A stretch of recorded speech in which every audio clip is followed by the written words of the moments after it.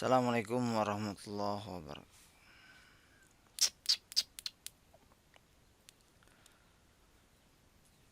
Assalamualaikum warahmatullahi wabarakatuh. Kembali lagi bersama saya. Kita akan membahas salah satu mata kuliah yaitu Geometri Euclid, meneruskan dari video sebelumnya, yaitu materi segi empat gitu ya. Namun sebelum kita ke materi segi empat, ada beberapa teorema yang mesti kita bahas, tetapi saya tidak akan bahas ini detail. Silahkan kalau mau kalian buktikan, silahkan dikerjakan sendiri ya. Saya hanya bahas sekilas saja. Jika dua garis sejajar dengan suatu garis yang sama, maka mereka sejajar. Ini hati-hati ya, saya juga sering eh, keliru dalam membaca, karena membaca interpretasi. Jadi pemahaman kita terhadap suatu teorema juga itu penting ya. Saya juga kadang sering keliru kalau dalam memahami teorema. Jika dua garis sejajar, ini awas, hati-hati, bukan dua garis sejajar ya. Jika dua garis ini sejajar dengan suatu garis yang sama, ada dua garis nih. Misalkan si A sama si B nih, dua garis kan? Mereka itu sejajar dengan garis yang sama. Misal A sejajar dengan garis C. Nah, sejajar dengan garis yang sama. Oh, berarti si B juga sejajar dengan garis yang sama, yaitu garis C. Maka, nah, yang harus kita buktikan adalah mereka sejajar. Siapa mereka? Ya dua orang ini. Dua garis ini. Maka A sejajar dengan B. A sejajar C, B sejajar C, maka A sejajar B. Ya silahkan buktikan lah ya. Ini sebenarnya hampir mirip transitif sebetulnya ya. Tapi ini pada garis gitu ya. Selanjutnya, jika suatu garis tegak lurus, garis ini ada sebuah garis ya, sebuah garis tegak lurus, dan pada satu, oh berarti tegak lurus ya, tegak lurus, ini garis tegak lurus ya, yang warna pink ini tegak lurus dengan yang biru ya, tegak lurus pada satu dari dua garis sejajar, satu dari dua garis sejajar. Oh, berarti ada dua garis sejajar, maka garis itu tegak lurus dengan garis kedua. Jadi ini garis pertama kan tegak lurus dengan garis A, misalkan ini garis K aja lah. K tegak lurus garis A. Nah, kemudian A-nya sejajar dengan B ya, maka K akan tegak lurus juga dengan B. Kurang lebih seperti itu. Ya. Itu teorema 3.14. Selanjutnya, teorema 3.15. Di suatu titik pada garis terdapat satu. Jadi ada satu garis ya, ini ada satu garis, ada satu garis. Oke, nggak ada ya. Ada satu garis di suatu titik pada garis. Jadi di sini ada sebuah titik ya, atau banyak sebenarnya. Ada suatu titik itu entah di mana titiknya ya, bebas. Misalkan saya tulis di sini aja lah ya. Nah, di suatu titik pada garis terdapat satu dan hanya satu garis yang tegak lurus. Jadi ketika ini ada suatu titik, maka hanya akan ada, aduh ini nggak lurus ya, hanya ada satu garis yang tegak lurus, nggak akan ada lagi garis yang tegak lurus melalui titik ini. Seperti itu, kurang lebih seperti itu ya. Silahkan lebih detailnya, silahkan kalian buktikan ya. Di suatu titik P, nah, pada garis, tidak pada garis, awas ini ya, tidak pada garis, berarti ada garis dan ada titik P gitu ya. Ini ada titik P, tidak pada garis terdapat satu dan hanya satu garis yang tegak lurus. Nah, ya kalau kita tarik tegak garis ya, ini juga hanya ada satu garis yang tegak lurus seperti itu. Nah, itu teorema-teorema lanjutan dari video sebelumnya. Silakan kalian buktikan biar lebih paham lagi. Nah, sekarang saya akan bahas tentang segi empat. Nah, ini pokok bahasan ini sangat penting ketika kita bahas, karena sebelumnya kita di sekolah mungkin jarang ada guru yang menjelaskan tentang hal ini. Ya mungkin ada juga ya. Nanti kita lihat, ternyata dalam segi empat itu mereka tuh punya hubungan. Saya juga dulu belajar kalau antara satu segi empat yang satu dengan yang lainnya seolah-olah terpisah. Ternyata setelah memahami geometri Euclid, ternyata ya kita lihat aja nanti seperti apa. Oke, di sini segi empat. Definisi 3.9 segi empat adalah poligon. Kemarin poligon sudah kita bahas ya di video sebelumnya enggak ya. Mungkin di buku ya silahkan kalian lihat itunya definisinya. Intinya kalau poligon itu jadi sisi-sisinya itu tidak boleh berpotongan. Nah, ini poligon. Nah, kalau yang bukan poligon seperti ini. Nah, ini bukan poligon. Nah, ini jadi kalau tidak ada, ini bukan poligon ya. Jadi nah, ini contoh poligon seperti itu. Kurang lebih seperti itulah. Silakan dilihat lagi tentang definisi poligon. Nah, segi empat adalah poligon yang memiliki empat sisi, kurang lebih seperti itu ya. Nah, selanjutnya kita masuk ke yang pertama, jajar genjang. Jajar genjang adalah segi empat dengan sisi-sisi yang berhadapan itu sejajar. Misalkan, nah ini kan sejajar ya. Nah, ini sejajar. Kemudian ini juga sejajar. Dan ini juga sejajar. Nah, ini sejajar. Nah, ini disebutnya jajar genjang. Jadi segi empat yang sisi yang berhadapan. Jadi ini berhadapan ya, ini kan saling berhadapan ya. Jadi yang paling berhadapannya sejajar. Ini juga berhadapan sejajar. Seperti itu. Nah, yang jadi pertanyaan adalah coba kita lihat ini. Nah, ini kan sejajar ya. Ini sejajar, berhadapannya kan sejajar ya. Nah, ini juga yang berhadapannya sejajar. Ya, sejajar. Nah, bangun apa ini? Nah, apakah ini ya pasti kita juga kalau biasanya kita tahu bahwa ini adalah apa? Ini adalah persegi panjang. Nah, apakah ini termasuk jajar genjang? Karena kalau kita lihat sepintas, menurut definisi jajar genjang bahwa jajar genjang adalah yang berhadapan itu sejajar. Nah, ini dengan ini sejajar, ini dengan ini sejajar. Nah, apakah ini termasuk jajar genjang? Nah, kita lihat di definisi berikutnya.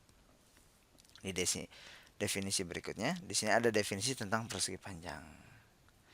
Oke, persegi panjang adalah apa? Persegi panjang itu adalah jajar genjang tuh. Berarti persegi panjang adalah jajar genjang yang satu sudutnya siku-siku.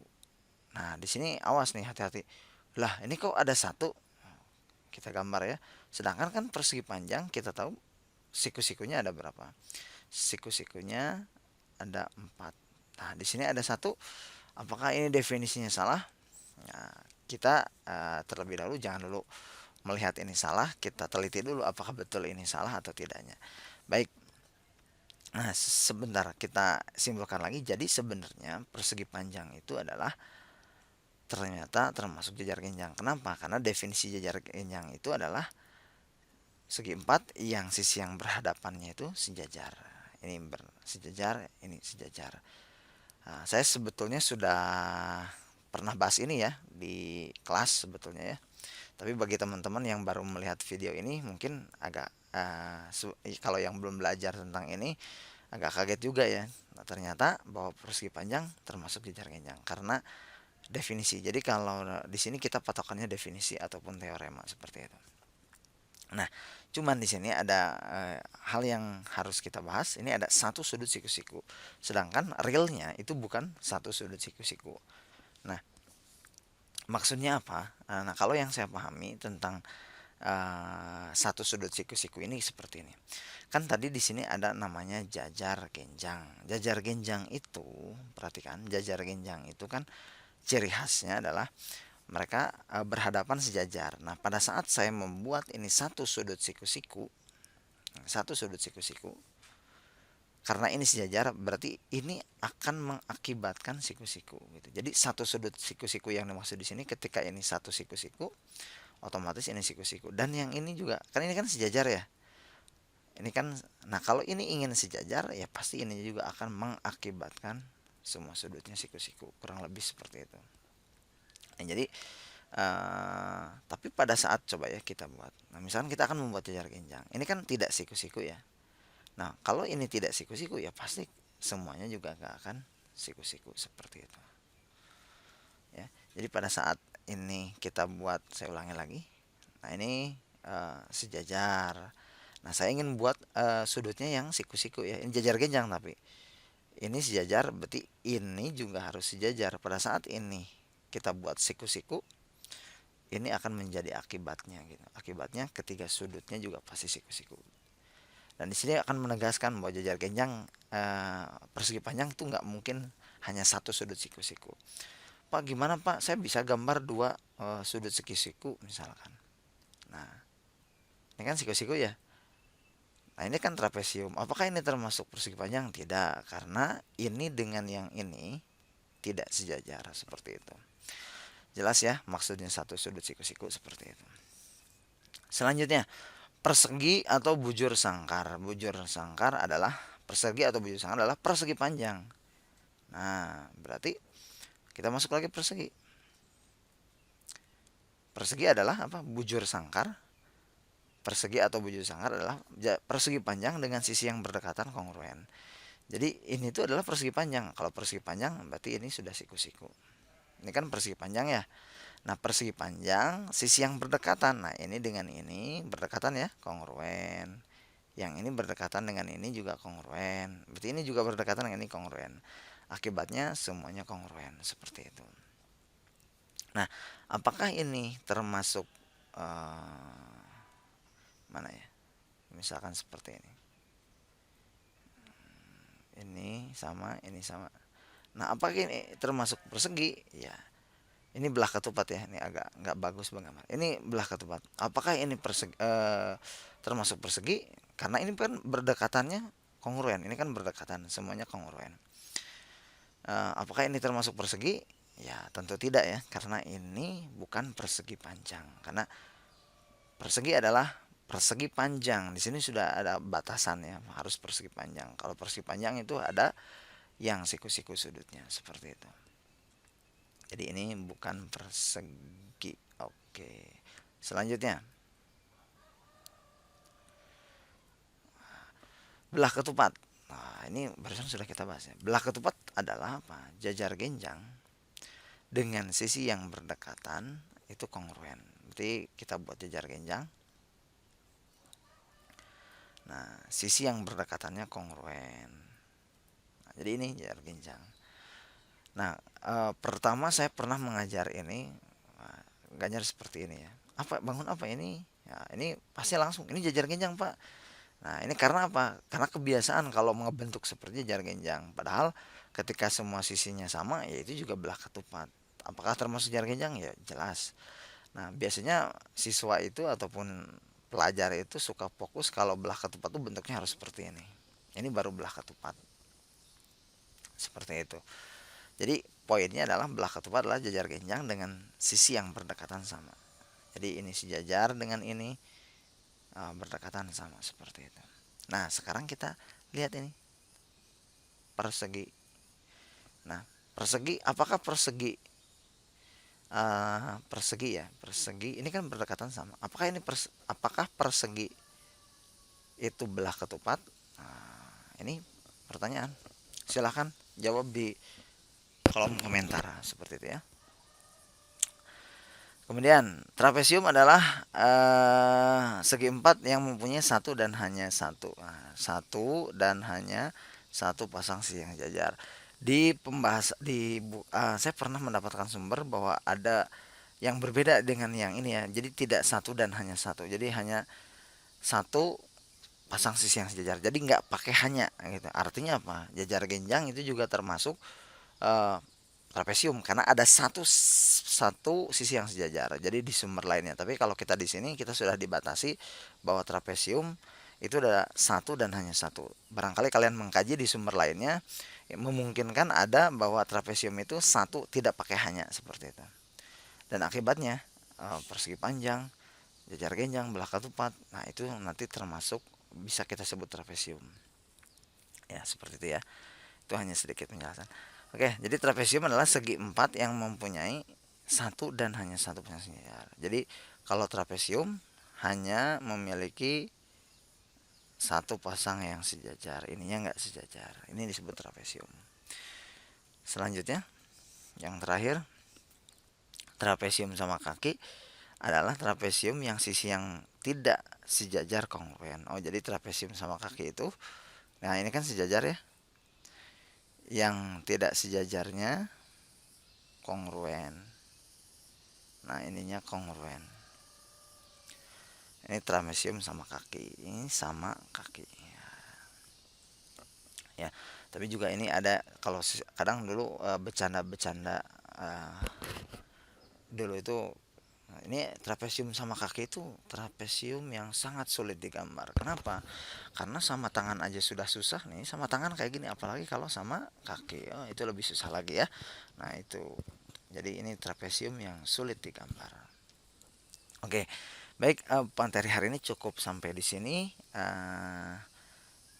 Mudah-mudahan meskipun sedikit ada manfaatnya, dan tadi terakhir saya ingatkan, apakah tadi apa ya pertanyaannya, saya juga jadi lupa nih. Nah, apakah belah ketupat termasuk persegi ya? Jadi apakah belah ketupat ketupat boleh disebut persegi? Nah, gitu ya. Kemudian apakah hmm, apa ya, layang-layang beda berarti ya, tidak ya? Ya, ini sajalah ya. Silahkan tulis di kolom komentar kalau ada pun pertanyaan, silahkan di kolom komentar, kita berdiskusi di kolom komentar. Itu saja mungkin materinya. Terima kasih hari ini, semoga bermanfaat. Assalamualaikum warahmatullahi wabarakatuh.